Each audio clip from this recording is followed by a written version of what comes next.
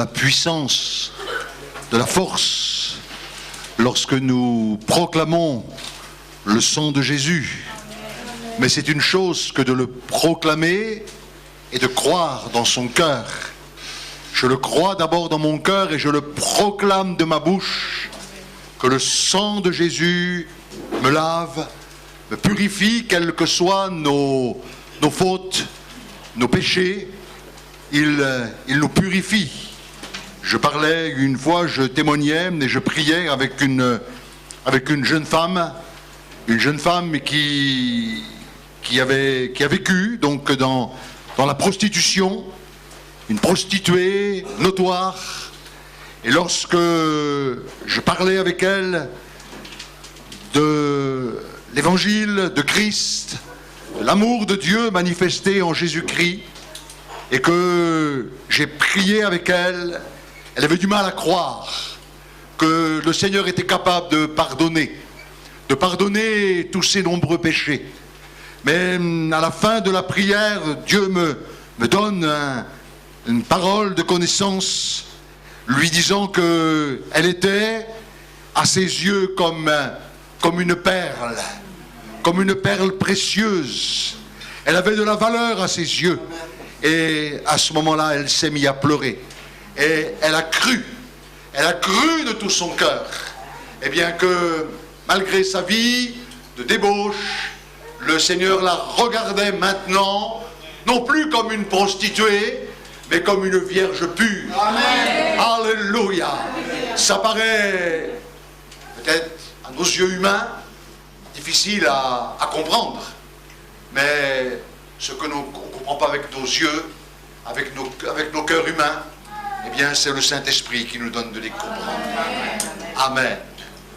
Alors ce matin j'aimerais simplement partager avec vous un verset, Matthieu 6, 6. C'est un verset que nous connaissons bien, et c'est le verset que le Saint-Esprit a mis sur mon cœur. Alors je le partage avec vous. Mais quand tu pries, entre dans ta chambre, ferme ta porte et prie ton Père qui est là, dans le lieu secret, et ton Père qui voit dans le secret te le rendra. J'aimerais parler avec vous ce matin sur le lieu secret. Est-ce que vous avez dans votre vie un lieu secret, un lieu bien d'intimité avec Dieu, un lieu eh bien, où je peux vraiment répandre devant lui mon être intérieur, la partie la plus profonde de moi.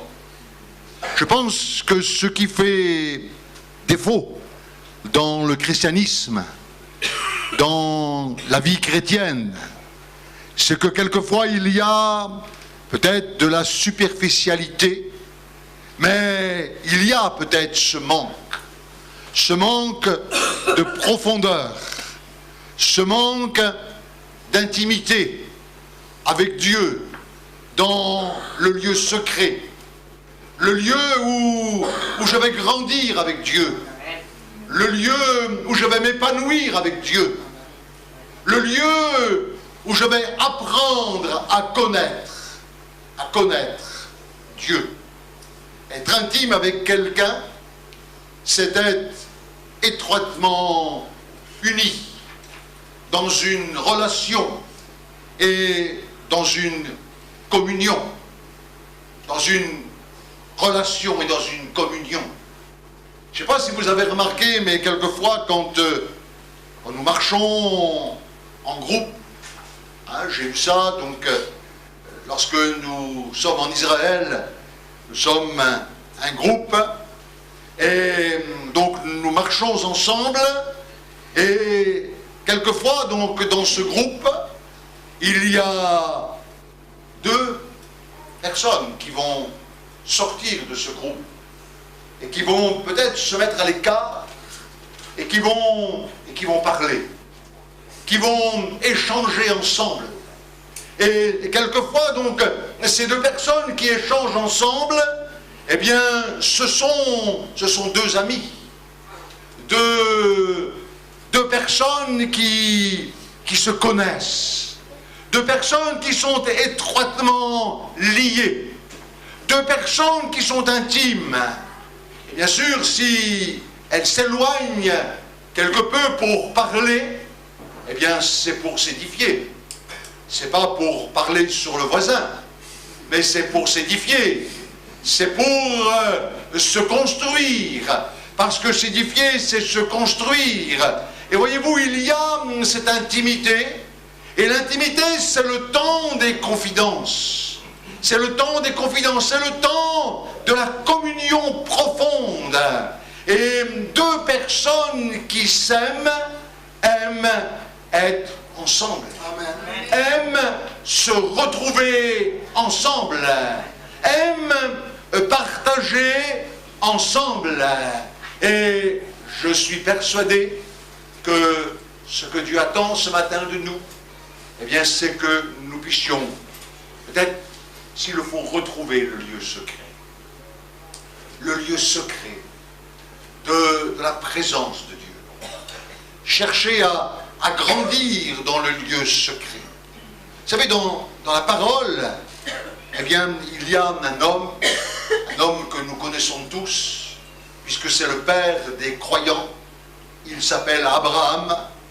Et Abraham, dans la Bible, il est appelé l'ami de Dieu. Il est appelé l'ami de Dieu. Et en lisant donc la vie d'Abraham, le récit qui le concerne, eh bien, nous voyons combien Abraham était proche. Il était proche. Abraham il savait rester près de Dieu. Il savait se tenir près de Dieu. Et là, dans le secret, eh bien, il passait du temps à méditer. Vous avez donc dans le livre de la Genèse, chapitre 18 et verset 1er, où il nous est dit, l'Éternel lui apparut comme il était assis à l'entrée de sa tente pendant la chaleur du jour. Abraham était là à l'entrée de sa tente. Il était assis. Et je suis persuadé que là, Abraham, assis, méditait. Abraham était en relation avec Dieu. Abraham connaissait Dieu. Abraham, eh bien, avait ce contact avec Dieu. D'ailleurs, au chapitre 18 et au verset 17, c'est quelque chose de glorieux. Dieu dira, eh bien, cacherai-je à Abraham ce que je vais faire? Est-ce que je vais lui cacher ce que je vais faire? Abraham était tellement l'ami de Dieu, il était tellement en communion et en relation avec Dieu, que Dieu ne peut pas lui cacher. Il ne va pas lui cacher ce qu'il va faire. Voyez-vous, c'est profond ça. C'est profond. Et quelqu'un qui connaît le lieu secret, quelqu'un qui connaît l'intimité avec Dieu, quelqu'un qui est intime avec Dieu, quelqu'un qui a une relation avec Dieu, eh bien, c'est quelqu'un qui va savoir entendre ce que l'Éternel va faire. Jésus dit, le Saint-Esprit, lorsqu'il sera venu, il prendra ce qui est à moi et vous l'annoncera. Alors peut-être vous allez me dire ce matin, mais ça me passe au-dessus de la tête, parce que c'est peut-être réservé à une certaine catégorie de personnes, et j'ai tellement entendu cela. C'est réservé à une certaine catégorie de personnes, c'est réservé, eh bien, à certains serviteurs de Dieu, et encore peut-être pas tous les serviteurs de Dieu. Ça, c'est réservé, eh bien, à certaines personnes. Non, c'est faux. C'est réservé à tout homme, toute femme qui est née de l'Esprit, tout tout homme ou toute femme qui est né d'en haut, parce que tout homme ou toute femme qui est né de l'Esprit, eh bien, est un serviteur et une servante de Dieu. Amen. Certes, il n'a peut-être pas reçu un ministère de Dieu, mais il est serviteur, il est au service de Dieu. Et on a besoin, dans le lieu secret, d'avoir cette relation. Cacherai-je à Abraham ce que je vais faire? Cacherai-je à Abraham ce que je vais faire? Isaïe 41, verset 8 dit, race d'Abraham que j'ai aimé, et Dieu aime que nous nous tenions là dans le lieu secret. Apprendre à passer du temps dans le lieu secret, selon le temps, il n'est pas dit de passer la journée complète, mais de savoir peut-être mettre du temps, ne serait-ce qu'un quart d'heure, ne serait-ce qu'une demi-heure, selon possibilité bien sûr, mais savoir se retirer dans le lieu secret, savoir, comme le dit Jésus, fermer la porte et être là dans le lieu secret. Et ton Père qui voit dans le secret, il te le rendra, il te voit. J'aimerais te dire, mon frère, ma soeur, eh bien, tu veux remporter des victoires, mais ne compte pas forcément toujours sur les autres, ne compte pas toujours, eh bien, sur la prière des autres, sur l'imposition des mains des autres. On a besoin, quelque part, de se tenir là, eh bien, dans le lieu secret. Amen. Je rappelle le serviteur de Dieu qui m'a prêché l'évangile, qui m'a conduit dans ma foi chrétienne, alors que je venais de naître de nouveau. Vous savez, quand on commence la vie chrétienne, et particulièrement nous, avec mon épouse, on avait tellement de problèmes, tellement de soucis, tellement de difficultés, alors, eh bien, on ne voyait pas vraiment comment on allait pouvoir s'en sortir. C'était tellement compliqué. Tellement compliqué d'abord, nous personnellement, puis entre nous, c'était tellement compliqué. Puis, alors, à l'époque, il n'y avait pas les portables, hein, donc, alors je sollicitais toujours le serviteur de Dieu, j'allais toujours le voir, et je dis, pasteur, j'ai besoin.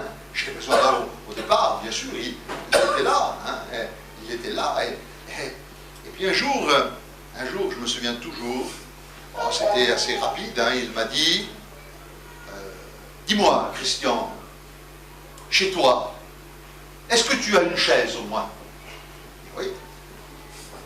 Est-ce que tu as un coussin? J'ai dit oui. Est-ce que tu as une Bible? J'ai dit oui. Et bien, elle me dit, bah, ça y est, tu n'as plus besoin de moi. Tu as la chaise, tu as le coussin et tu as la Bible.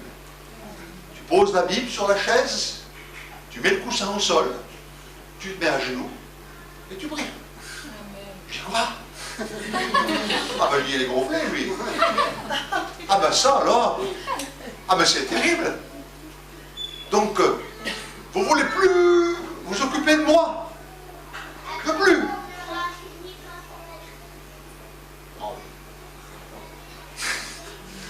Il est parti. Mais combien je le remercie. Combien je le remercie de tout mon cœur d'avoir agi comme ça. Avec moi. Hein? Avec moi. Hein? Et ça m'a appris à dépendre, à rechercher l'intimité, à rechercher l'aide de Dieu. Abraham, Jacques 2, verset 23, fut appelé l'ami de Dieu. C'est écrit dans l'Ancien, dans le Nouveau Testament, il fut appelé l'ami de Dieu. Voyez-vous, l'apôtre Jean, qui est l'apôtre que Jésus aimait, écrit dans l'Évangile, l'apôtre que Jésus aimait, était un intime avec Jésus. Peut-être plus intime que les autres, parce que lors d'un repas, on le trouve, Jean, eh bien, penché sur la poitrine de Jésus. On le trouve en train d'interroger Jésus. On le trouve en train de parler avec Jésus. Et l'apôtre Jean, qui est l'apôtre de l'amour, vous lisez l'évangile et les épîtres de Jean, eh bien, ce sont les épîtres de l'amour. Et il y a une telle profondeur dans ces épîtres. Il y a une telle manifestation de l'amour de Dieu dans ces épîtres. Et voyez-vous, l'amour de Dieu brise les chaînes.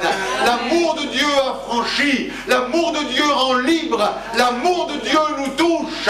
Et l'apôtre Jean, eh bien, recevait ses confidences. Il était confident avec Jésus. Il y avait, eh bien, comme une complicité entre lui et Jésus. Il recevait de lui. Oh, bien-aimé, ce matin, j'aimerais dire que les qualités d'un croyant, je dis bien les qualités d'un croyant, la première chose, c'est la disponibilité. Être disponible. Disponible pour Dieu. Disponible d'abord pour Dieu. Je pense que la première chose, c'est savoir donner la première place à Dieu. C'est savoir, eh bien, vraiment être, eh bien, aux yeux de Dieu, quelqu'un qui lui dit Seigneur, eh bien, c'est d'abord toi. Et ensuite, eh bien, deuxième qualité, c'est la sensibilité. Un croyant qui est né de l'esprit, né de nouveau, il cherche cette sensibilité, eh bien, à l'esprit de Dieu. Il cherche à vivre dans la vie de l'esprit. Il cherche, eh bien, la vie de l'esprit. Et voyez-vous, la vie de l'esprit, c'est pas forcément la peine d'entendre, eh bien, de nombreuses prédications sur la vie de l'esprit. Je pense que dès l'instant, eh bien, on désire vivre la vie de l'esprit, où on est disponible, eh bien, et que l'on veut, Dieu nous donne de vivre dans cette vie de l'esprit. Amen. Béni soit le nom du Seigneur. Amen. Mais surtout les qualités d'un croyant né d'en haut, c'est sa relation intime avec Dieu. C'est sa vie cachée en Dieu. Avoir une vie cachée en Dieu. Avoir cette vie en lui. Il se tient auprès de Dieu. Il se tient dans le lieu secret. Et il tend attentivement l'oreille pour recevoir de Dieu ses confidences. Pour recevoir de Dieu sa pensée. Pour recevoir de Dieu ce qu'il a à nous dire. Parce que Dieu parle. Il parle encore. Il parle toujours. Il parle tantôt d'une manière et tantôt d'une autre. Et Jésus est le meilleur modèle pour nous dans l'intimité avec Dieu. Vous cherchez un modèle. Eh bien, regardez Jésus. Amen. Vous cherchez un bon modèle. Ne cherchez pas un modèle parmi les hommes. Parce que si un jour vous cherchez un modèle parmi les hommes, eh bien, immanquablement, je vous assure, vous allez être déçus. Ah, je vous assure que si vous cherchez votre modèle au milieu des hommes, ça va bien aller pendant un temps. Ça va aller pendant un temps peut-être relativement long même. Mais à un moment donné, eh bien, vous allez trouver une faille et vous allez être déçus. Mais si vous cherchez votre modèle dans le Fils de l'homme, Jésus, le Fils de Dieu, fait homme, celui qui est venu sur la terre des hommes, eh bien, si vous cherchez votre modèle en lui, si vous le cherchez en lui, j'aimerais dire, vous ne serez jamais déçus. Et dans l'intimité avec Dieu, son Père, eh bien, Jésus nous montre un exemple. Par exemple, dans Matthieu 14, 23, il nous est dit là, il monta sur la montagne pour prier à l'écart, et il était, comme le soir était venu, il était la seule. il était la seule. Seul sur la montagne. Et Jésus, c'est Jésus. Il était seul sur la montagne. Il n'était pas dans un grand palais. Il n'était pas dans une cathédrale. Mais il était sur la montagne. Et là, sur la montagne, il priait à l'écart. Donc ça veut dire qu'il était seul, parce que la Bible dit qu'il était seul, et là, eh bien, il entretenait, voyez-vous, cette intimité, cette relation. Il parlait parce que prier, c'est parler à Dieu. Prier, c'est répandre son cœur devant Dieu. Prier, c'est dire à Dieu, eh bien, ce qu'il a sur le cœur. C'est prier du plus profond de son cœur. Et aussi, dans Marc, chapitre 1er, verset 35, le matin, eh bien, pendant qu'il faisait encore sombre, il se leva et sortit pour aller dans un lieu désert. Alors le matin, pendant qu'il fait encore sombre, j'ai remarqué qu'en Israël, eh bien, il fait jour de bonne heure, très bonne heure, le matin, et le soir, la nuit tombe très vite, à partir de 16h30, 17h, eh bien, 17h30, il fait déjà nuit. Hein? Mais le matin, il fait nuit, il fait le soleil, il fait comment dirais-je? Il fait jour, merci. Il fait jour, donc. Hein? Et là, donc, pendant qu'il était encore sombre, je ne sais pas à quelle heure il était, hein, mais, parce que c'est en Israël, il est sombre. Donc, il se lève, il sort pour aller dans un lieu désert. C'est-à-dire, le désert, c'est où il n'y a personne. Le désert, c'est là où il n'y a personne. Et là, eh bien, Jésus nous montre, parce que c'est un modèle, Jésus. Il est mon modèle. Amen. Il est mon exemple. Amen. Mon exemple, c'est Jésus. Personne d'autre que lui. Il est lui, le modèle par excellence. Et bien là, il répand son cœur. Il connaît la journée qu'il va devoir affronter, la journée qu'il va avoir, les malades, les démons qui vont être chassés, la bonne nouvelle qui va être apportée. Et déjà, eh bien, il est là, dans le lieu secret, dans le désert. Il nous donne cet exemple merveilleux. Je dis également que, eh bien, Jésus, dans Luc 12, verset 13, avant le choix des 12, il nous a dit qu'il passa la nuit à prier Dieu avant le choix. Avant le choix, eh bien, il passe la nuit à prier Dieu, à prier son Père. Il passe seul la nuit à prier. Oui, c'est un modèle, Jésus. Seul avec lui, seul avec le Père, dans ces moments, que c'est là que le Père lui montrait ce qu'il devait faire, et c'est là que le Père lui montrait ce qu'il devait dire. D'ailleurs, si vous avez remarqué dans l'évangile de Jean, il nous a dit, moi, je ne fais que ce que le Père me demande de faire, et je ne dis que ce que le Père me dit de dire. Il ne fait rien d'autre. Jésus est simplement, il est venu sur cette terre comme un serviteur, il s'est abaissé, il s'est humilié, il s'est rendu obéissant, jusqu'à la mort même de la croix, et là, sur la terre des hommes, eh bien, Jésus nous montre cet exemple de l'intimité, du lieu secret avec son Père. Rechercher des temps de silence dans la présence de Dieu, afin de se laisser envelopper et remplir par lui. Et remplir par lui.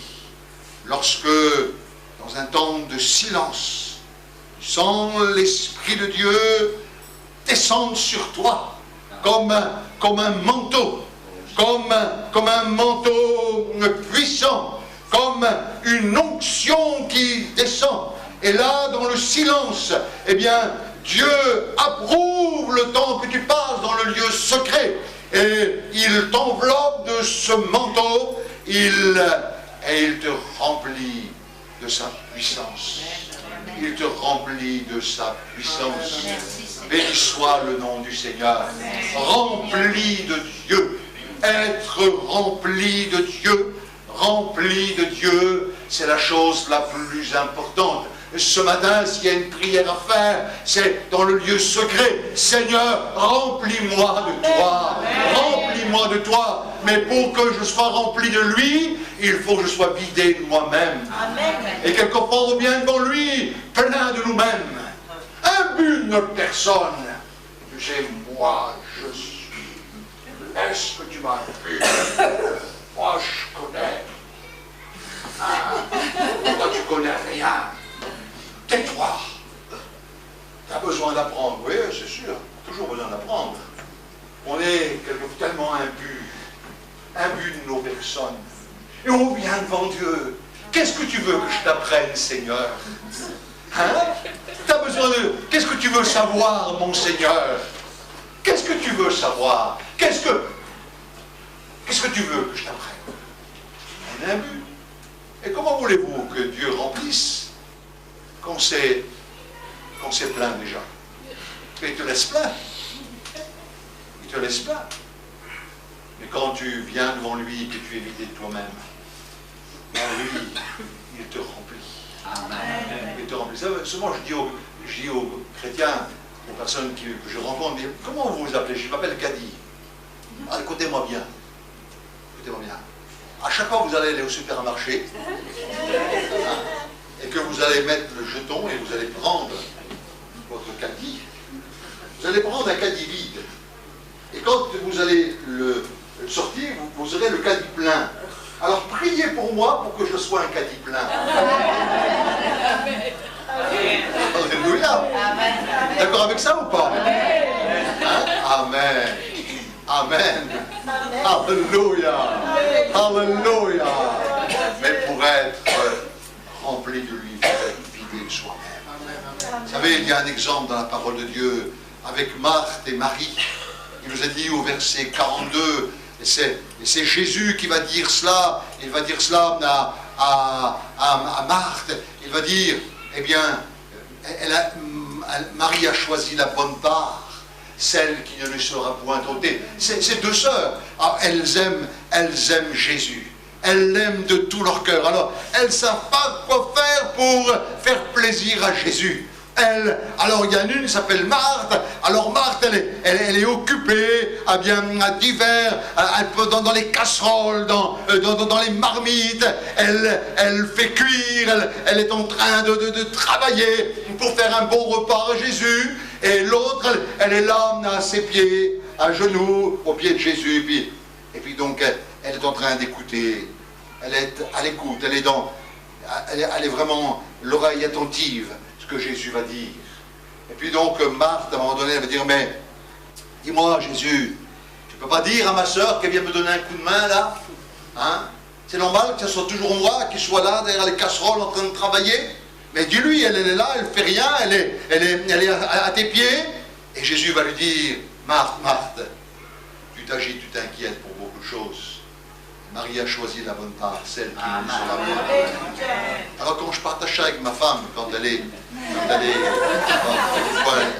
marre, alors elle me regarde, elle me dit, mais dis-moi, quand avec tes collègues là, serviteurs de Dieu, tu viens, hein, et que tu me demandes de préparer à manger, hein, tu ne me dis pas, Marthe, tu t'inquiètes et tu t'agites. Hein, t'es bien content, n'est-ce pas? Hein, donc, je dis ça parce qu'elle n'est pas là, elle vient en deuxième. Alors, je vais dire maintenant, vous comprenez. Mais j'espère que vous ne le répéterez pas. Hein, mais elle me dit, mais hein, t'es bien content là. Hein, ne dis pas quand tu te mets à table et quand je vous sers, vous messieurs les... t'es bien content, vous êtes bien content là, hein? Oui, donc c'est sûr. Mais c'est Jésus qui dit ça, c'est pas moi, c'est Jésus. Hein? Je suis que le perroquet de Jésus, moi. je répète ce que Jésus a dit. Je suis son perroquet. Jésus a dit. Il a dit, Marc, tu t'inquiètes, tu t'agites. Pour beaucoup de choses. Oui, oui, Marie a choisi la bonne part, celle qui ne lui sera point ôtée. Et le problème commence toujours. Parce que souvent on est beaucoup trop occupé, trop pressé. Nous avons toujours trop à faire. Et encore à faire.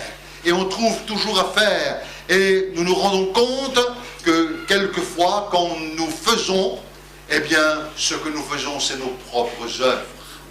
Nous faisons, en fin de compte, ce que nous avons semblé bon de faire, plutôt que de faire, eh bien, l'œuvre que Dieu a préparée pour nous d'avance, afin que nous les pratiquions. Béni soit le nom du Seigneur.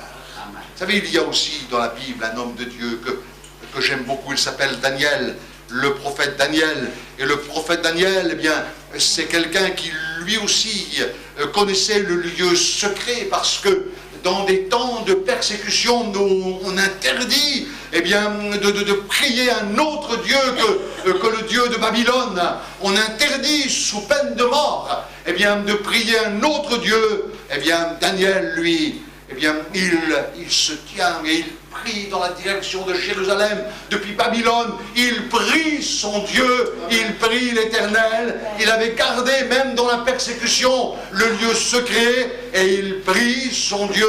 Et voilà que, quand il est découvert, eh bien, on va le jeter dans la fosse au lion. Et Daniel va tomber dans la fosse au lion. Je ne sais pas si vous imaginez. Moi, si on me mettait dans la fosse au lion, je ne sais pas si j'arriverais en bas, je mourrais certainement avant d'arriver dans le fond d'un arrêt cardiaque. Et le lion, c'est un cadavre qu'il aurait à manger. Hein? Voilà, pas un être vivant. Ah, fosse au lion, des lions affamés. Et là, dans la fosse au lion, eh bien, Daniel va sortir intègre, si bien que le roi de Babylone va acclamer le Dieu de Daniel devant une foule, devant une multitude, parce que Daniel, eh bien, même dans la persécution, même dans les moments difficiles, il est resté dans le lieu secret, il est resté dans la présence de Dieu.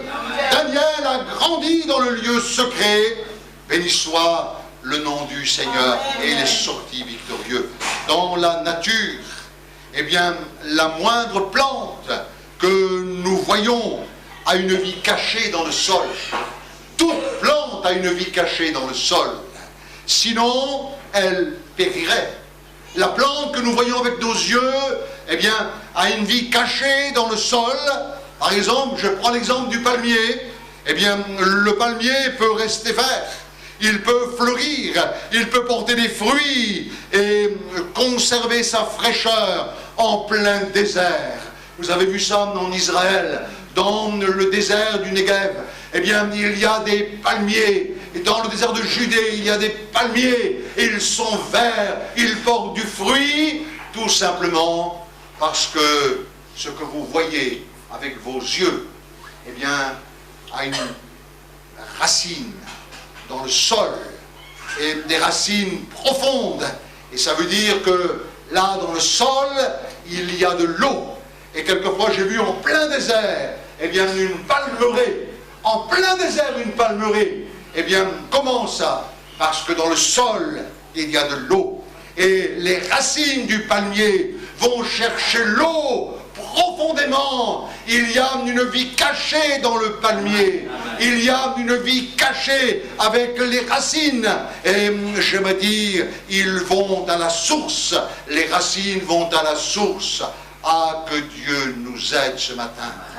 Eh bien, avoir dans nos vies des priorités. Une vie privée avec Dieu. Une communion avec Dieu. Que Dieu soit le premier. Il est important de le connaître, lui, et de connaître celui que l'on aime. Amen. De connaître celui que l'on aime. Ah si, on veut connaître celui que l'on aime. Moi, ça fait plus de 50 ans que je suis marié avec ma femme, je l'aime et j'ai appris à la connaître, j'apprends toujours à la connaître. Mais, et vice-versa, hein. Vice-versa. On apprend à se connaître. On apprend, eh bien, parce qu'on s'aime. Et parce que j'aime Dieu. Je vais apprendre à connaître Dieu. Et être connu comme il m'a connu.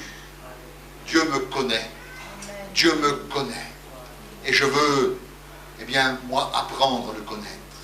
Il y a une différence entre connaître l'intimité avec Dieu, le lieu secret avec Dieu, on peut savoir ça, et puis vivre dans l'intimité avec lui. Vivre dans cette intimité avec lui.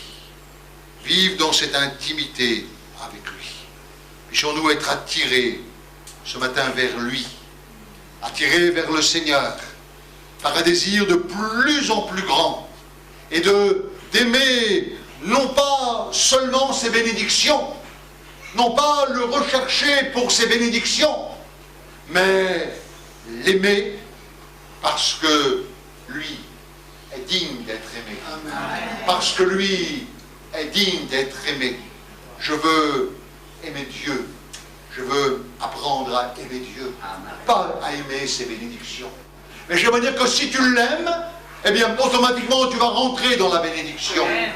Si tu l'aimes et si tu viens dans le lieu secret, si tu grandis dans le lieu secret, si tu apprends à t'enraciner dans le lieu secret, eh bien automatiquement tu vas avoir les bénédictions. Amen. Les bénédictions sont là dans le lieu secret. Ne cherche pas les bénédictions autre part que dans le lieu secret. C'est là dans le lieu secret, c'est là dans l'intimité avec lui que tu reçois ces bénédictions. Amen. Que Dieu nous aide ce matin. Peut-être à entrer davantage dans le lieu secret. Avoir un lieu secret. Peut-être 15 minutes. Dieu ne demande pas qu'on passe la journée complète. Hein? Mais ne serait-ce que le matin ou le soir, selon possibilité. Hein, selon possibilité. J'ai besoin de venir là, peut-être 15 minutes dans le lieu secret. Et je veux répandre mon cœur. Je veux répandre mon cœur devant l'Éternel. Je veux répandre ma vie devant l'Éternel. Et je veux garder ce moment de silence devant l'Éternel. Faites silence devant l'Éternel, nous dit le prophète sur vos lits. Faites silence devant lui. Et je veux avoir ce lieu secret, ce temps secret avec lui. Oui, j'ai besoin de grandir. Et ça, c'est pas que pour les pasteurs. Enlève de ta pensée que c'est juste pour les pasteurs, c'est juste pour les frères et sœurs spirituels. Non, nous sommes tous appelés à entrer dans le lieu. Tous, tous, tous. Qui que nous soyons, nous sommes appelés à avoir ce temps seul, seul devant Dieu. Seul devant Dieu. Oui, amen. Est-ce que tu le veux ce matin? Amen. Parce que tout le reste va en dépendre. Tout le reste va en dépendre. Alors ce matin, voulons nous incliner quelques instants.